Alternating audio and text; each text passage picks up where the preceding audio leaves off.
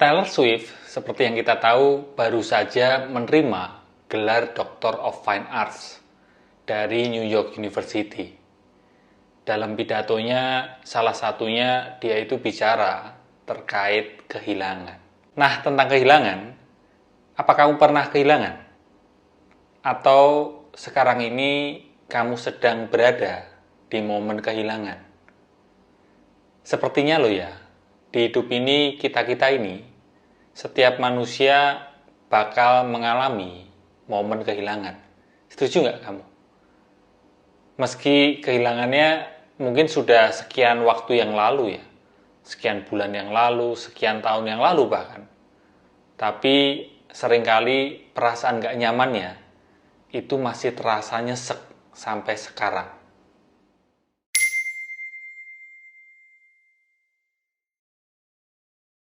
Ketemu lagi dengan saya, Aji Sansoputro.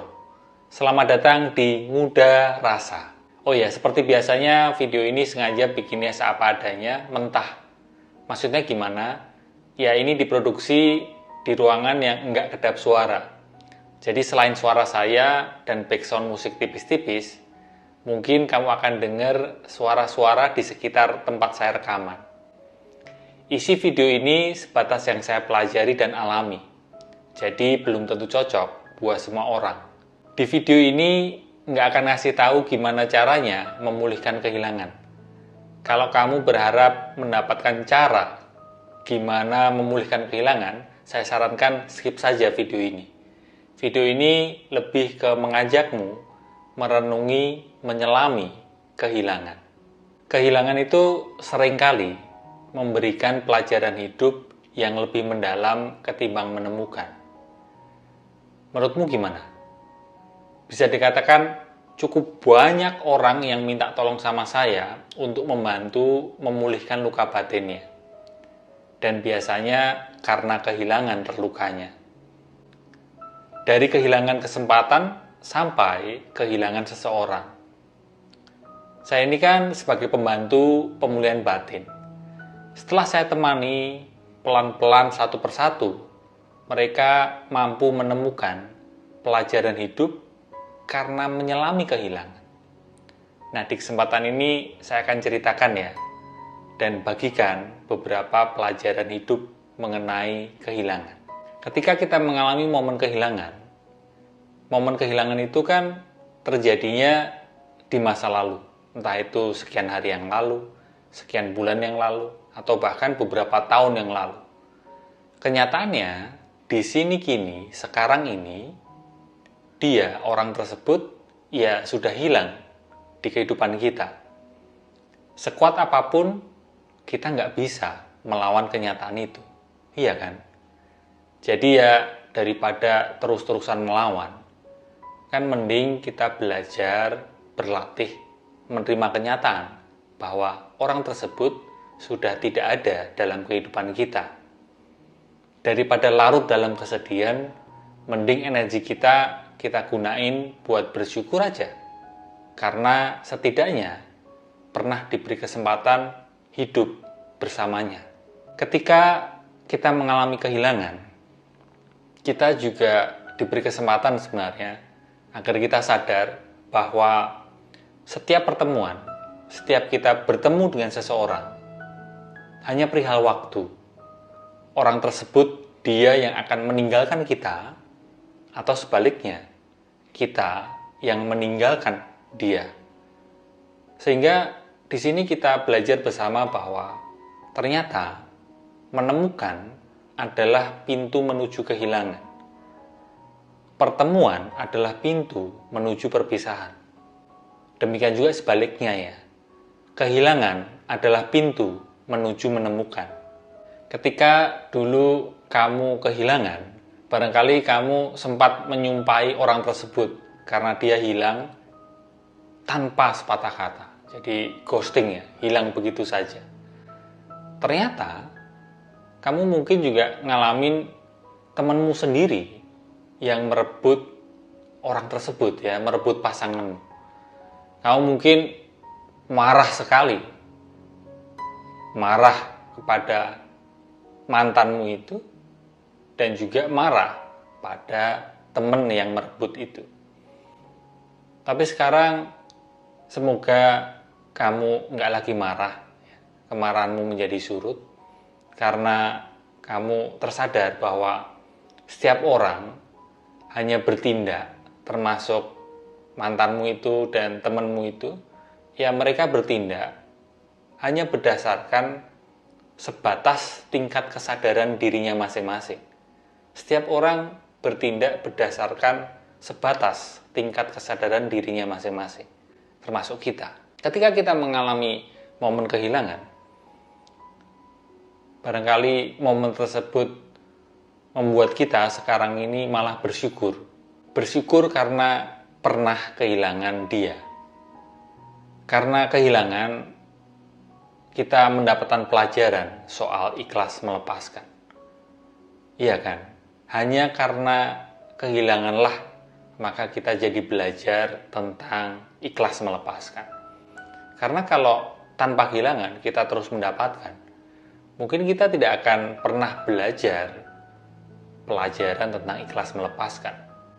Ketimbang pelajaran soal berjuang, meraih, mendapatkan lebih banyak lagi, pelajaran ikhlas melepaskan ini sebatas yang saya alami dan rasakan. Pelajaran ini berada di tingkatan yang lebih mendalam. Mungkin sebelum orang itu hilang, pas dulu kamu baru di mabuk asmara bersamanya, kamu barangkali melupakan orang-orang di sekitarmu, melupakan teman-temanmu. Semenjak kamu mengalami momen kehilangan dia, kamu seperti diingatkan, ya bukan hanya kamu saja, tapi kita semua termasuk saya. Momen kehilangan bisa jadi semacam pengingat. Pengingat untuk kembali menjalin hubungan baik dengan orang-orang yang dulunya kita lupakan. Menjalin hubungan baik lagi dengan teman-teman yang dulu kita abaikan. Kita mungkin jadi merasa bersalah ya, karena pada waktu dulu sedang deket-deketnya dengan seseorang, kita jadi melupakan orang-orang di sekitar kita. Karena momen kehilangan, kita juga bisa jadi tersadar bahwa terus marah penuh dendam kepadanya, itu seperti kita membakar hati kita sendiri. Dan berharap orang tersebut merasakan panasnya. Kan ya nggak masuk akal ya. Ya hati kita yang terbakar, panasnya ya kita sendiri yang merasakan. Hati kita gosong sendiri. Orang itu ya tidak merasakan panasnya, tapi kita berharap dia yang merasakan panasnya. Hati kita terus kita bakar dengan kemarahan.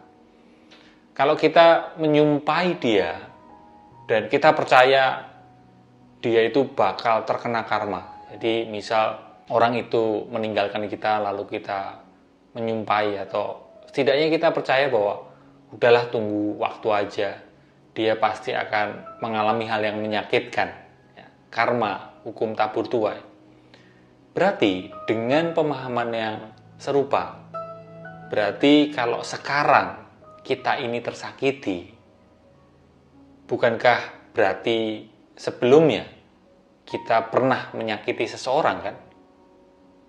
Momen kehilangan sebaiknya menyadarkan kita bahwa usaha mendapatkannya kembali itu ya sewajarnya aja lah, nggak perlu berlebihan. Kalau udah berusaha tapi nggak berhasil, ya nggak apa-apa. Berhasil mendapatkan nggak selalu berkah, gagal mendapatkan itu juga nggak selalu musibah. Hidup ini kan bukan hanya soal mendapatkan, tapi juga soal melepaskan kan. Karena kehilangan, kita sebaiknya juga sadar diri bahwa manusia kita ini lahir kan nggak bawa apa-apa. Mati pun juga nggak bawa apa-apa. Manusia nggak akan pernah benar-benar memiliki sesuatu atau seseorang. Saya ulangi sekali lagi ya.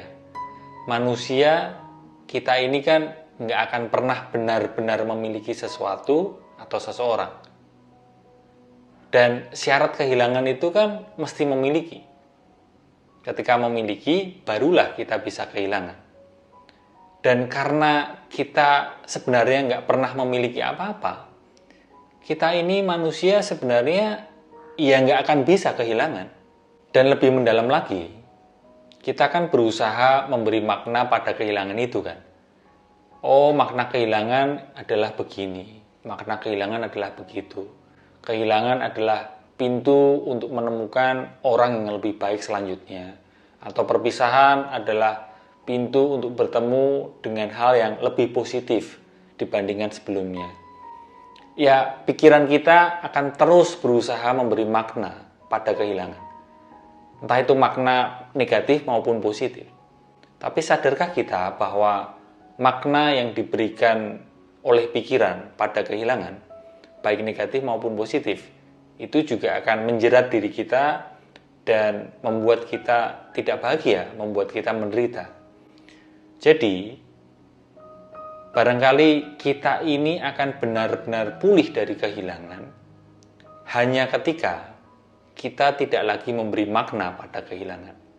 Tidak lagi memberi makna positif maupun tidak lagi memberi makna negatif pada kehilangan. Kita nggak hanyut terseret makna yang diberikan pikiran kita sendiri. Karena memang pikiran kan gemar memberi makna. Ingin sekali memberi makna atas yang terjadi. Maka benar-benar pulih hanya ketika kita hanya menyadari pikiran. Hanya menyadari kehilangan sebagai kehilangan saja, titik. Apa makna sebenarnya dari kehilangan? Kita sadar bahwa kita nggak pernah benar-benar tahu.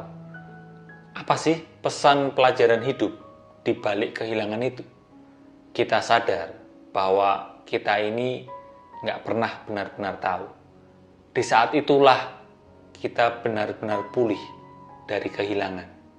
Sekian Muda Rasa kali ini. Kalau video ini berguna untukmu, silahkan share ke teman dan keluargamu ya, yang siapa tahu lo ya juga membutuhkannya. Mau subscribe, mau nanya-nanya dan cerita-cerita di komen, boleh banget. Semoga kita semua bisa menerima kenyataan seapa adanya ya.